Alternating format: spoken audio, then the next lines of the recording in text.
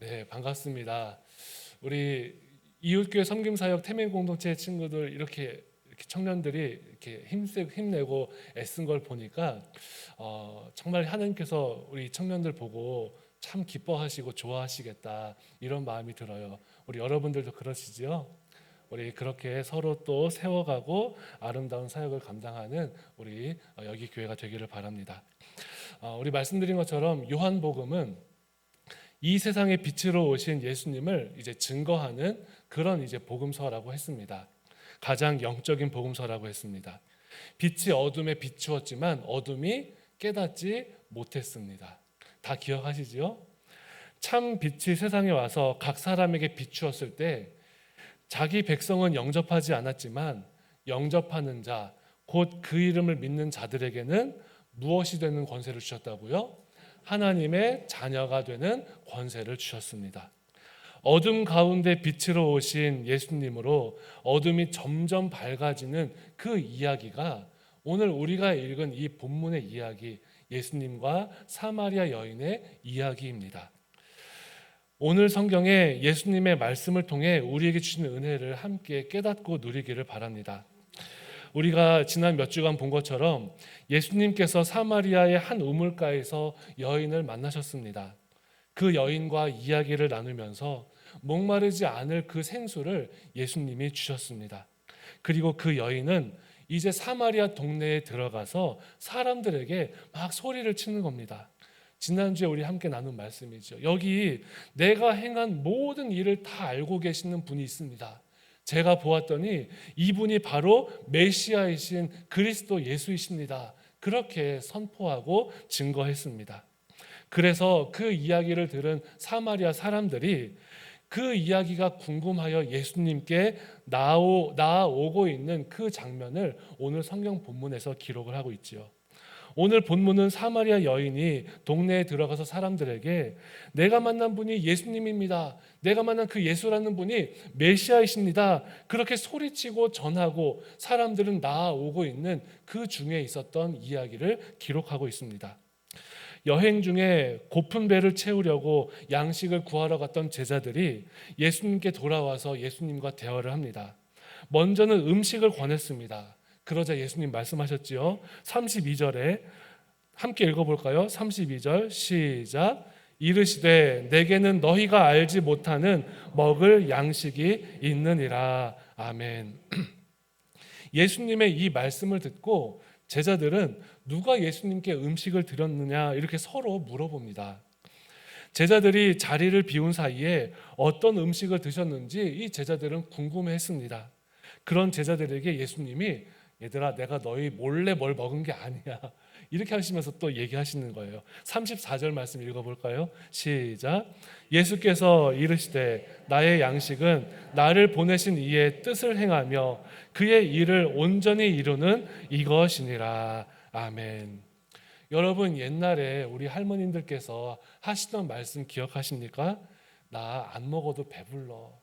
또 우리 그렇죠. 우리 어떤 집에 자녀가 좋은 직장에 갔다, 또 좋은 대학에 갔다 그러면 부모들이 뭐라 그러죠?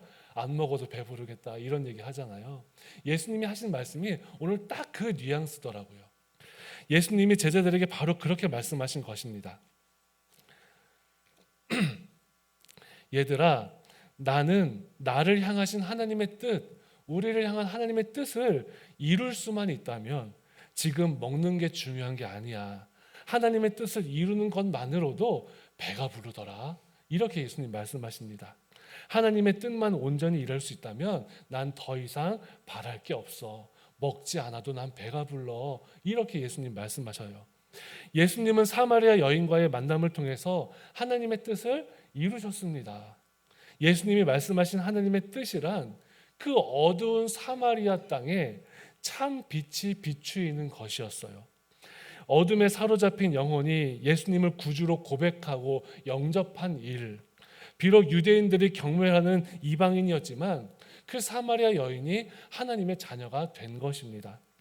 예수님은 사마리아 여인과의 만남을 통해서 하나님의 뜻이 이루어지는 그 모습을 경험하면서 먹지 않아도 배부르다 그렇게 제자들에게 말씀하신 것입니다.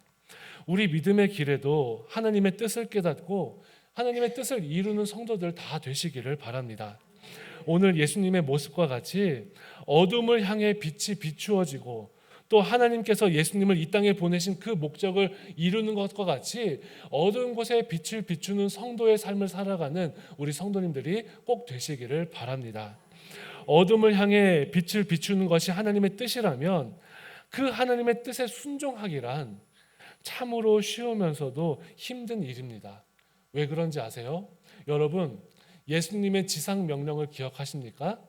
마태복음 29장 18절에서 20절 말씀 아마 암송하는 분들도 많이 계실 겁니다. 하늘과 땅의 모든 권세를 내게 주셨으니 그러므로 너희는 가서 모든 민족으로 제자를 삼아 아버지와 아들과 성령의 이름으로 세례를 베풀고 내가 너희에게 분부한 모든 것을 가르쳐 지키게 하라. 볼지어다 세상 끝날까지 내가 너희와 항상 함께 있으리라 하시니라. 예수님의 지상 명령이세요. 승천하시면서 제자들에게 꼭 잊지 말고 이것은 꼭 해야 돼 이렇게 말씀하신 예수님의 명령입니다. 그런가 하면 이 비슷한 말씀 하나 더 있지요. 사도행전 1장 8절 오직 성령이 너희에게 임하시면 너희가 권능을 받고 예루살렘과 온 유대와 사마리아와 땅끝까지 이르러 내 무엇이요? 증인이 되리라 하시니라.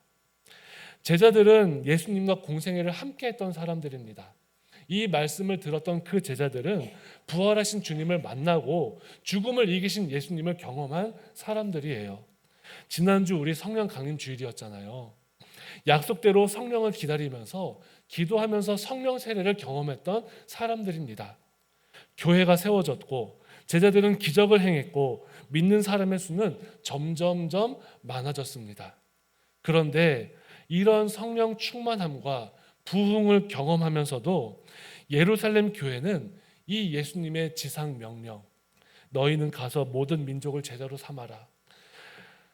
예루살렘과 온 유대와 사마리아와 땅끝까지 복음을 증거하라. 이 말씀에 순종하는 제자들은 아직 없었어요. 예수님이 승천하신 장소에 적어 있었던 제자들만큼은 적어도 헌신된 제자들이었을 텐데 지극히 높으신 그 명령을 따라서 발걸음을 떼고 이방 나라를 향해서 이미 그렇게 움직여 갔어야 하는 것 아닐까라는 말씀입니다. 그런데 사도 바울이 그렇게 사마리아와 땅끝까지 복음을 전하면서 세상을 누비기 전까지 예수님의 이 지상 명령을 들었던 예수님의 제자들은 한 사람도 이스라엘 밖으로 나가려고 시도하는 사람이 없었습니다. 주님의 말씀에 순종하는 것 참 쉽지만 순종하기 힘든 것도 참 어렵다라는 것, 순종하기가 참 쉽지 않다라는 것, 그런 말씀 아니겠습니까? 물론 역사적으로 사도 바울이 이방 선교 이후에 예수님의 제자들도 국경을 넘어서 복음 전도에 참여합니다. 그런데 그 순종한 시간이요, 예수님이 승천하신 이후에 한참 뒤에요. 20년도 더 뒤에 그때 돼서야 예수님의 제자들이 모든 민족을 제자로 삼아 볼까, 그 말씀 막 마음에 사무쳐서 그때서야 나가게 되는 겁니다. 어떤 말씀입니까? 이 상황으로 우리에게 주시는 교훈이 무엇입니까? 여러분, 은혜를 경험하고 체험하는 것 참으로 중요합니다. 예수님의 승천을 보았고 성령님의 임하심을 경험하는 것 참으로 중요합니다. 그러나 나를 향하신 하나님의 뜻에 바른 믿음으로 바르게 응답하는 것 훨씬 더 중요한 일인 것을 우리 기억하셔야 합니다.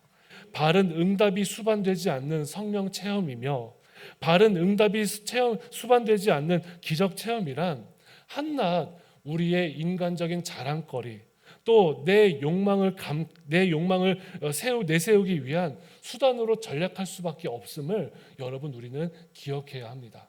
아무리 예수님의 승천을 옆에서 지켜보고 아무리 성령 충만함의 그 성령 강림 사건 현장에 있다 하더라도 말씀에 순종하지 않고 주저하고 있는 그 삶이 얼마나 한쪽으로 마음 아팠겠습니까?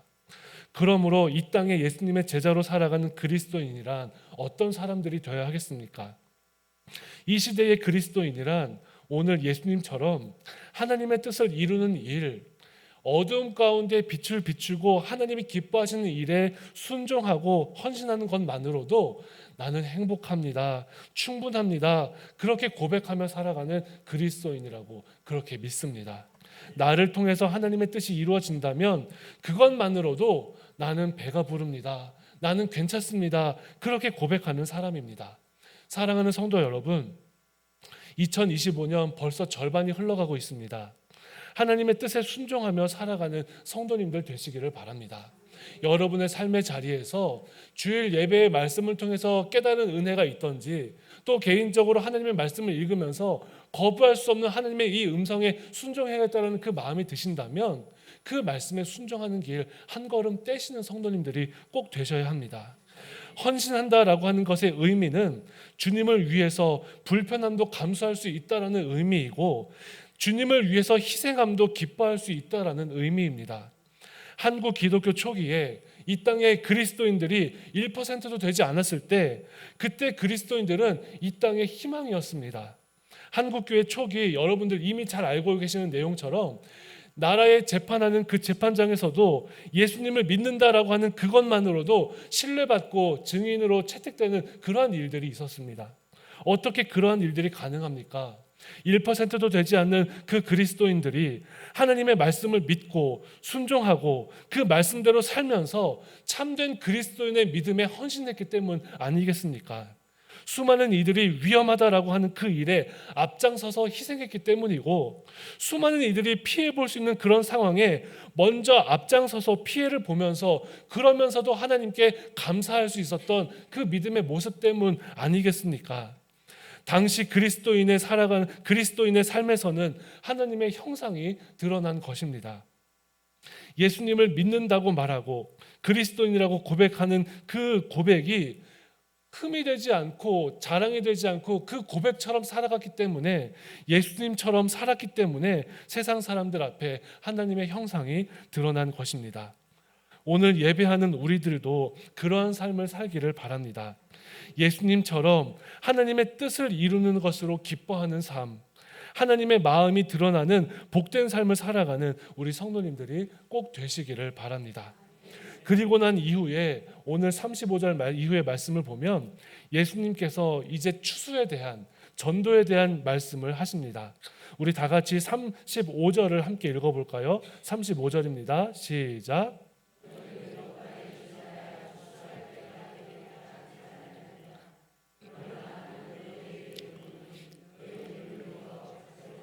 희어져 추수하게 되었도다. 아멘.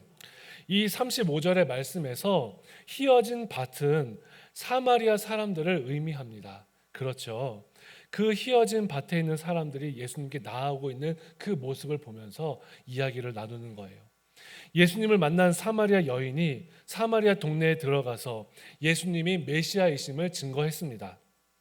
그 사마리아 여인의 고백을 들은 사람들이 오늘 우리가 읽은 성경 30절 말씀처럼 그들이 동네에서 나와 예수께로 오더라, 이 말씀처럼 예수님께로 나아왔습니다. 그러면서 예수님은 제자들에게 추수할 밭을 보라고 하시면서 이제 추수할 때가 되었다고, 저 사마리아의 사람들 그 영혼을 하나님의 자녀로 삼아야 할 때가 되었다고 그렇게 말씀하셨습니다.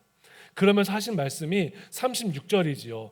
거두는 자가 이미 삭도 받고 영생에 이르는 열매를 모으나니 이는 뿌리는 자와 거두는 자가 함께 즐거워하게 하려 함이라, 이렇게 말씀하는 거예요.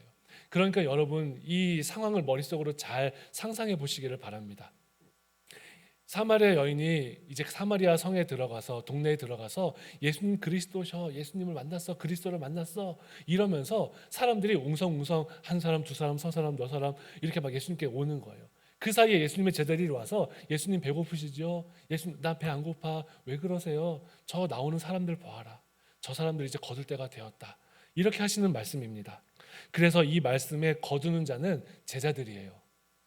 제자들은 이미 삭을 받았다라고 하셨는데 그 삭이란 제자들이 먼저 누렸던 구원의 은혜, 우리 하나님 알아가는 은혜, 예수님과 함께한 그 은혜를 의미합니다. 그리고 뿌리는 자는 사마리아 사람들에게 이미 복음을 뿌리신 예수님이시고요. 네.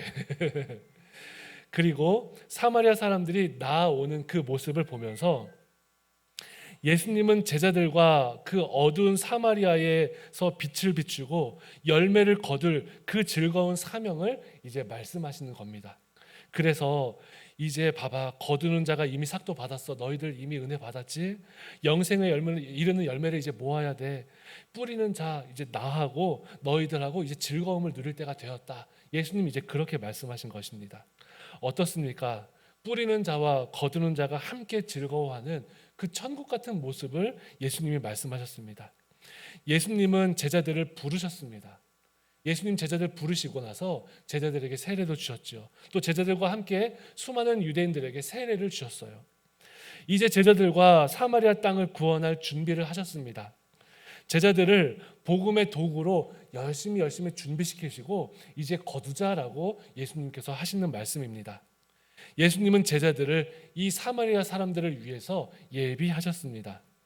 예수님은 우리에게 십자가에서 이루신 구원의 은혜를 먼저 깨닫게 하셨습니다. 맞습니까? 여러분 예수님 사랑하십니까? 하나님 사랑하세요? 그런 마음이 바로 하나님께서 우리를 준비시키신 마음입니다. 우리가 십자가 사랑, 구원의 은혜를 깨닫고 살아가도록 우리를 지금도 하나님이 준비시키셨습니다. 그리고 이제 우리를 하나님이 예비하신 구원의 도구로 사용하시면서 뿌리는 자와 거두는 자 모두 즐거움으로 충만하도록 그렇게 인도하십니다. 그러므로 여러분, 우리들 하나님의 은혜를 받은 우리들은 여호와 일에 주님이 예비하신 은혜의 도구가 될 수 있습니다. 우리 태멘 공동체가 지난주에 이웃교회 섬김사역 했던 것, 또 우리 그 전에 다른 공동체들도 섬김사역을 했던 것, 우리 꿈꾸는 사람들, 다비다 사람들 그렇게 섬겼던 것 다 하나님이 예비하신 하나님의 구원의 도구로 우리가 쓰임받은 거예요. 그런가 하면 37절 말씀, 우리가 읽은 말씀이죠. 37절 말씀은 하나님의 예비하심을 더 확실하게 설명하고 있습니다. 37절을 같이 읽어보겠습니다. 시작.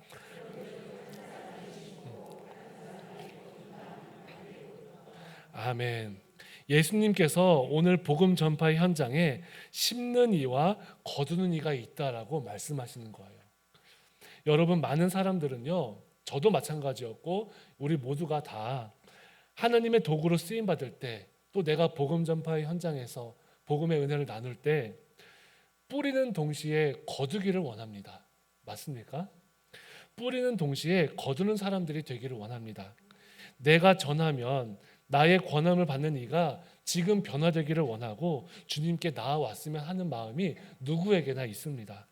복음을 전하기 위해 온갖 수고와 헌신을 하면서도 내가 수고하는 그 영혼이 믿으려 하지 않으면 때로는 실망하고 포기하고 싶어질 때가 있는 것이 바로 그런 이유입니다. 그러나 오늘 말씀에 예수님은 우리를 하나님의 복음의 도구로 준비시키시면서 심는 이와 거두는 이가 있다라고 하시는 그 말씀은 주님의 예비하심의 은혜로 우리가 낙심하지 않기를 원하시는 그 예수님의 세심한 마음 아니겠습니까? 만약 내가 진리를 뿌렸다면 내가 그 열매를 거두지는 못할지언정 하나님은 반드시 거두시길 것이기 때문입니다. 우리가 하나님께 쓰임을 받을 때 여호와 이레의 은혜가 있음을 여러분 꼭 기억하시기를 바랍니다. 우리가 증거하고 열매 맺지 못한다 하더라도 하나님은 반드시 거두실 것이기 때문에 하나님은 우리의 삶에서 예비하시는 하나님이신 것을 여러분 믿음으로 고백하시기를 바랍니다.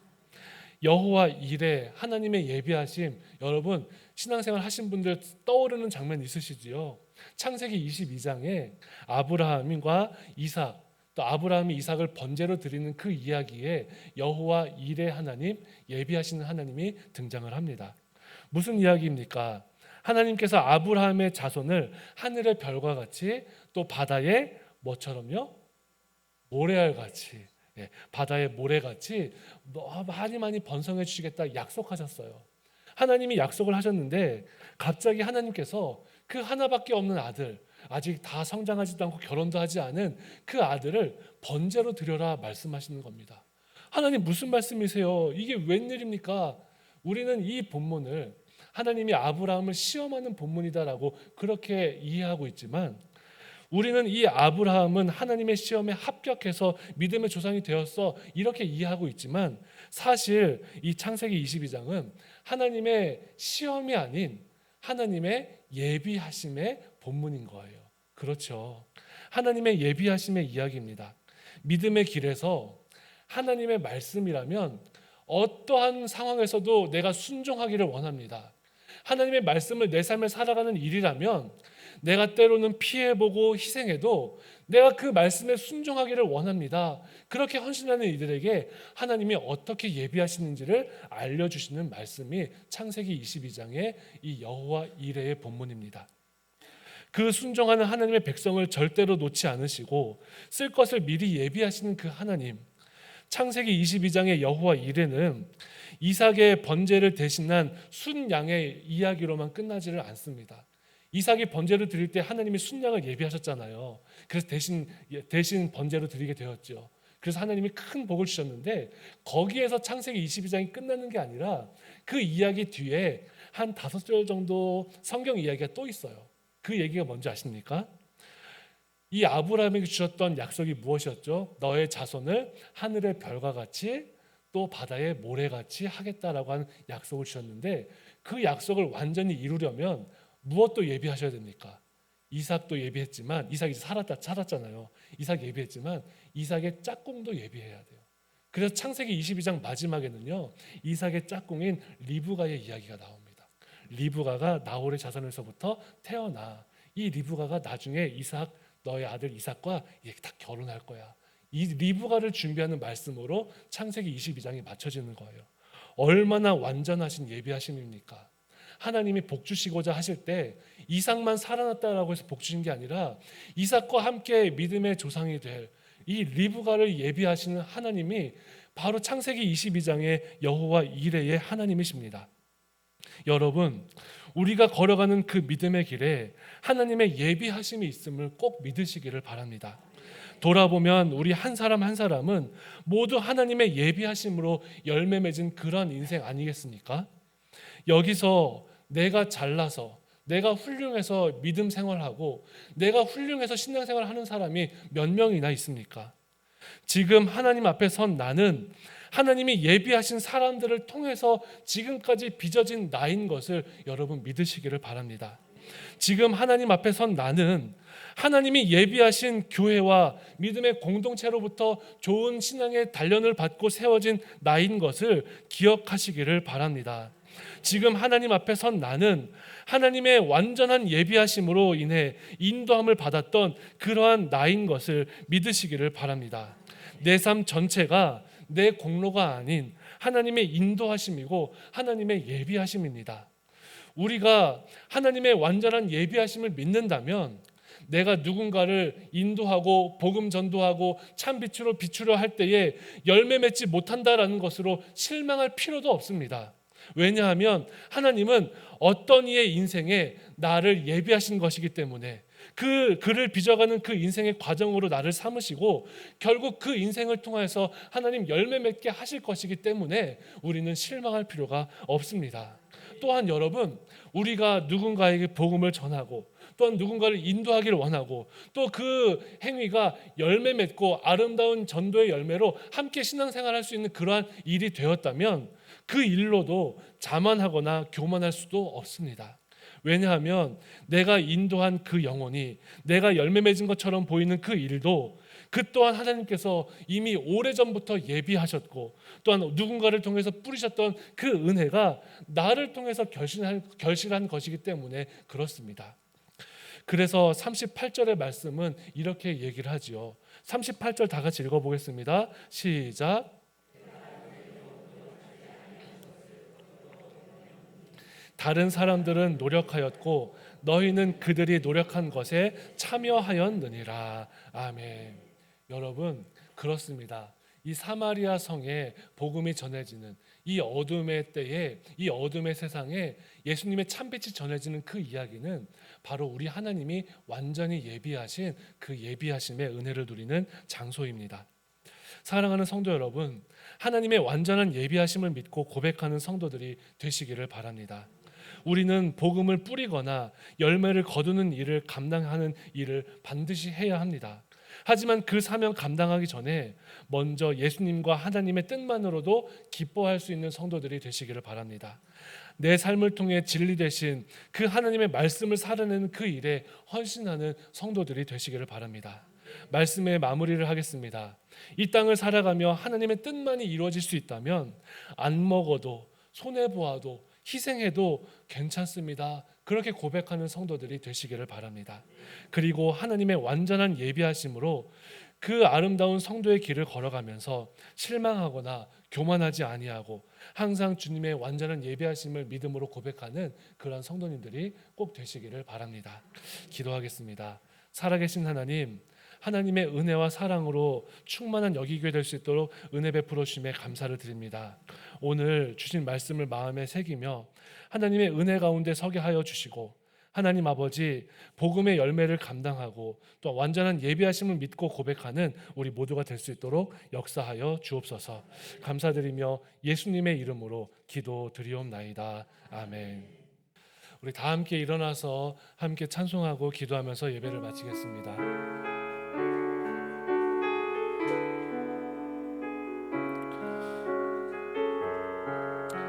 우리 함께 오늘 주신 말씀을 기억하면서 찬송합니다. 날이 저물어 갈 때, 날이 저물어 갈 때, 빈들에서 걸을 때, 그때가 하나님의 때. 내 힘으로 안 될 때, 내 힘으로 안 될 때, 빈손으로 걸을 때, 내가 고백해 여호와. 다시 한번 찬양합시다. 날이 저물어 갈 때, 날이 저물어 갈 때, 빈들에서 걸을 때, 그때가 하나님의 때. 내 힘으로 안 될 때, 빈손으로 걸을 때, 내가 고백해 여호와. 주가 일하시네, 주가 일하시네, 주가 일하시네. 주께 아끼지 않는 자에게 주가 일하시네, 주가 일하시네, 주가 일하시네. 신뢰하며 걷는 자에게. 우리 다 같이 신앙으로 고백합시다. 우리 모인 이곳에, 우리 모인 이곳에 주님 함께 계시네. 누리네 아버지네. 적은 떡과 물고기, 적은 떡과 물고기, 내 모든 걸 드릴 때 모두 고백해 여호와. 주가 일하시네, 주가 일하시네, 주가 일하시네. 주께 아끼지 않는 자에게 주가 일하시네, 주가 일하시네, 주가 일하시네. 신뢰하며 걷는 자. 우리의 삶을 예비하시는 하나님을 찬양합시다. 주가 일하시네, 주가 일하시네, 주가 일하시네. 주께 아끼지 않는 자에게 주가 일하시네, 주가 일하시네. 신뢰하며 걷는 자. 우리 다시 한번 고백합시다. 주가 일하십니다, 주가 일하시네, 주가 일하시네. 주께 아끼지 않는 자에게 주가 일하시네.